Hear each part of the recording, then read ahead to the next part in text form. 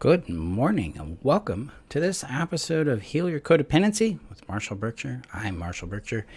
I'm your guide in healing codependency so you can stop fixing yourself. You can start loving yourself so you can go out and create the things that really matter to you. The relationships, the success, the prosperity, the peace of mind that you want in your life. You want to actually enjoy your life? I can help you accomplish those things. That's what we're here to do. So excited to be here with you guys today. Today we're going to jump into a topic called, do you outsource your worth? Are you seeking your worth from people, places, and things outside of yourself? Very crucial component of our healing is involved in this. So we're going to jump into that today. Before we do that, I'm going to get this shared out to the community real quick. So the community is where I offer you additional guidance, deeper tools, and support in your healing journey beyond codependency so that you can discover what matters to you and, actually discover I'm not codependent, something I had to live through. Go out and create the things that matter to you in your world. So, we'll see if Facebook wants to do its job here or not. There it goes. Okay. So I'm going to get this shared out here real quick.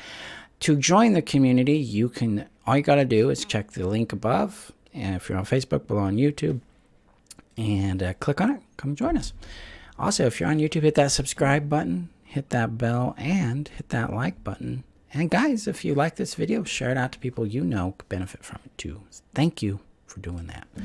Okay, so let me know in the comments below your thoughts on today's training. So let's jump in here. So let's see. I'll get the right title. Do you seek your worth through others? Do you outsource your worth? Are you trying to find it through other people, places, and things? We do this all the time. This is something that we're kind of configured, programmed. We are conditioned to do this, especially if we grew up in family systems, cultural systems, religious systems that taught us that the approval of someone else is more important than our sense of safety, our sense of connection, and our sense of identity. If we have been taught that other people, places, or things are what make us valuable, their approval, being included, being liked, being wanted, having a certain level of status or wealth, having certain kinds of attributes, being valued only because of specific attributes in your experience will configure you to believe that your value is conditional, that it's transactional, that it is dependent on some specific condition or outcome or situation. Further, and this is really deep stuff right here, at least in my experience, our sense of worth is directly impacted by the way people respond to our pain, by the way they respond to our needs, by the way they respond to boundaries, and to our uniqueness, our individuality. And when those things are received with shame or indifference, when they are received with antagonism, criticism, things like that, we may internalize that as there's something wrong with who we are. And then we have to try to fix ourselves to become worthy of being lovable and being loved. So these are ways in which we've learned to outsource our worth, and we've learned to believe that our worth is dependent on something outside of ourselves.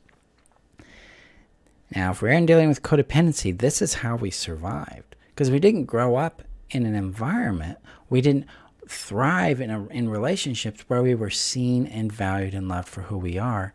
We experienced a lot of indifference, a lot of criticism, a lot of neglect, and a lot of shaping, like being told what we should be and shouldn't be, what we should do and should not do. And our value, our worth is attached to these things and the way the person is responding to us in those things. So it's no wonder that we seek our value through other people, places, and things. I mean, even marketing does this. We're inundated all the time with, if you don't drive this kind of car, or you don't have this kind of job, or you do this thing or that thing. It's everywhere. We get this messaging all the time that we're not worthy because of X, Y, Z. We don't have worth because of this condition or that thing, whatever. Let me know in the comments below what thing your worth is attached to. What have you been taught determines your value? For me, I was taught it was my height, it was my looks. I was taught it was my job, how much money I make. It was also taught me being a nice boy, being an obedient child, making people happy, making them feel good, that kind of thing. All was how I had worth. And when I didn't know those things, I didn't have worth. All right. So let me know in the comments what your experience has been there. So this seeking of worth outside of ourselves is something called external orientation. So in codependency, we are externally oriented in order to survive because we're not being properly nourished emotionally. We're not being cared for. We're not being protected. And the people who are in charge of us, especially if we're a child in this, have not helped us turn inward to find out and discover our own feelings, our own senses, our own worth, our own individuality. Instead, they want us to be a particular way so that they can get what they want from us. So we were taught to be externally oriented rather than internally oriented. So in this process of seeking our value through others, we are acting out the way we learned how to survive. Hey, I know I'm worthy if someone loves me. It's a common codependent fantasy. I'm lovable when I'm loved. I'm not lovable when I'm not. That kind of thing. I have value if I achieve certain things. If I'm an overachiever or a high achiever, my value is determined by the productivity I create because that's how I got attention. That's how I got love. That's what I got praised for. So you can see through these examples how a person became conditioned to believe their worth is dependent on these factors. So that's called external orientation. So how do we get out of this trap? How do we get out of the trap of seeking our worth through others? This is key. This is hard work. I can be really upfront. This is deep work to liberate our worth from these external conditions and to learn to feel it, to discover it, to trust it, embody it, and express it in our world. And that's what we do in the Indomitable Worth system.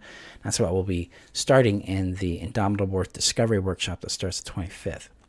And what this process is doing is it's doing something called internal orientation, where we start to learn to seek within ourselves, to listen within ourselves, to connect within our lived experience, our feelings, our perceptions, our thoughts, our perspectives on things, our senses of things. We move inward rather than outward to feel worth, to access it, to resource it from within ourselves.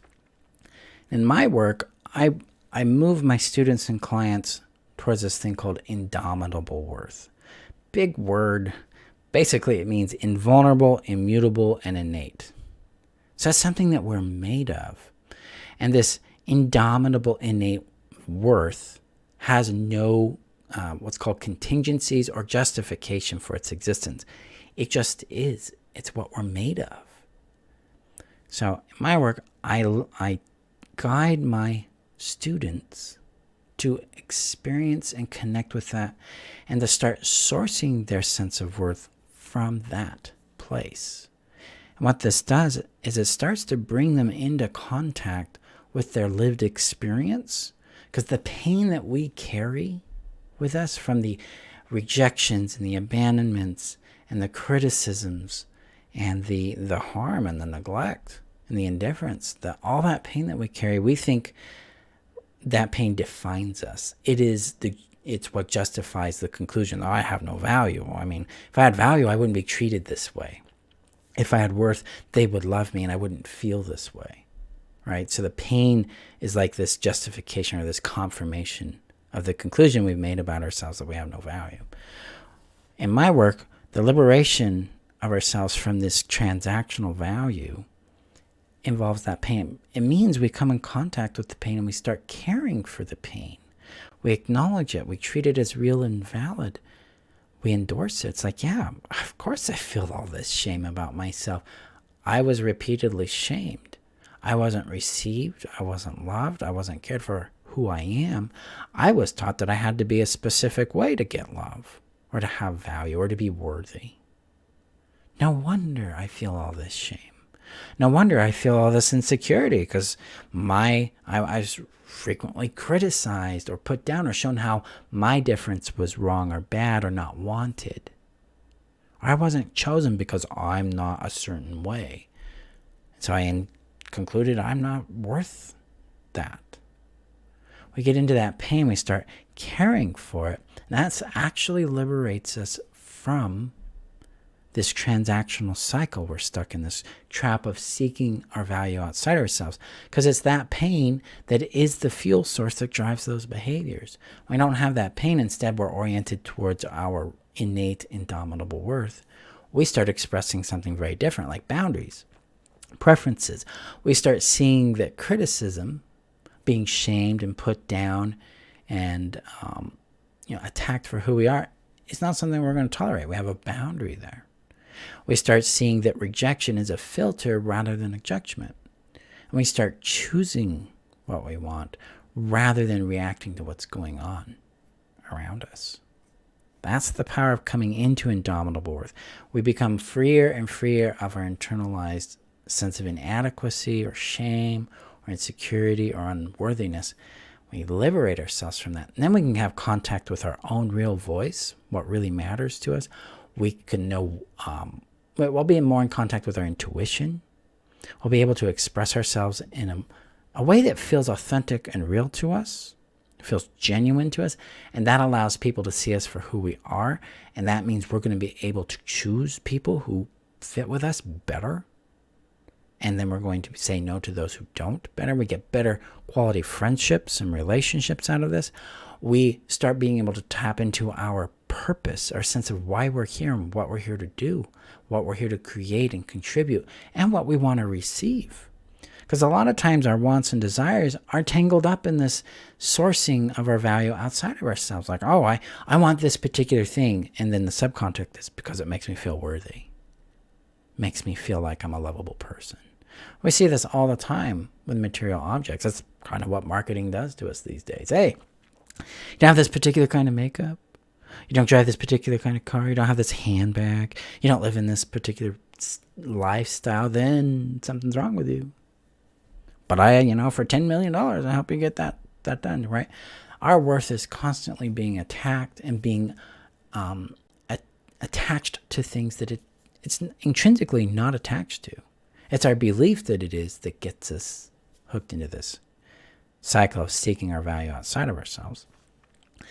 So our work here is to make contact with our pain, to care for it, as well as opening up to the discovery and experience of indomitable worth. Like, despite my circumstances, I can access a sense of worth in me that is alive, bright, and centered within me. And then that can guide me through my circumstances. That's the work here. So how do we start this process? Well, I'm going to give you a little tool, a little practice to do today. It's a little question you can play with to help you on this journey of discovery of indomitable worth, but also ending this trap of seeking your worth through others. And it starts with this question. What shifts if you trust just a bit that your worth does not depend on that person, place, or thing? So I'll give it to you one more time. What shifts if you trust just a bit that your worth does not depend on that person, place, or thing?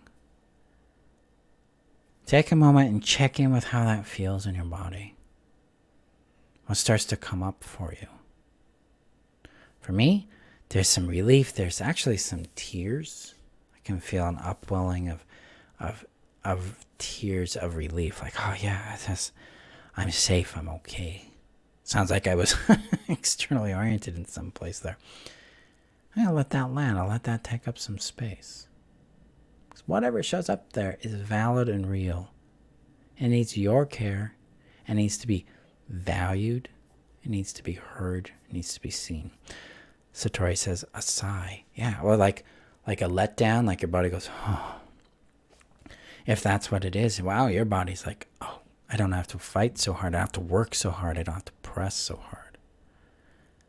See, we already have the worth within us. It's already there. Our job isn't to fix ourselves. It isn't to change ourselves. It is to become aware of it, liberate it from all these conditions, and then connect with it, embody it, and express it in our world. And that's what we do in the Indomitable Worth system. So the Indomitable Worth system starts February 7th. Enrollment for the course will open January 21st, but the workshop is open for enrollment. This is where I help you start discovering the possibility of Indomitable Worth and then actually start discovering it. The reason why I run this workshop, because it's steps 1 and 2 of the whole system, is so you can get an experience with me and see if my approach, my energy makes sense for you, so that you can make an informed choice about joining the big system and making the big change for you. So come and join us on that. It's $50 unless you have a hardship. Then it's $25. The link is above on Facebook, below on YouTube, and it's on my front page of my website at freetheself.com. So come join us and let's see what you discover, or who you discover you are beyond this conditional value, beyond all these attachments to pleasing others or trying to be perfect or trying to earn it by being a high achiever. What would you do with your life if you didn't have to invest all that time and energy into trying to have worth, and instead you had it? What would shift for you? That's what I want to see happen for you. Okay. Stan says, what's here feels more valuable. Yeah. It's already here. So let's help you discover that. Thank you, my friends, for showing up, for being here, for supporting me in this work, supporting my work and bringing it out into the world. I appreciate you. Play with this question and let's see what you discover. And come join us in the workshop happening January 25th and 27th. It's a 2-day workshop. And let's see what else you discover. So go gently with yourselves, and I'll see you in our next training.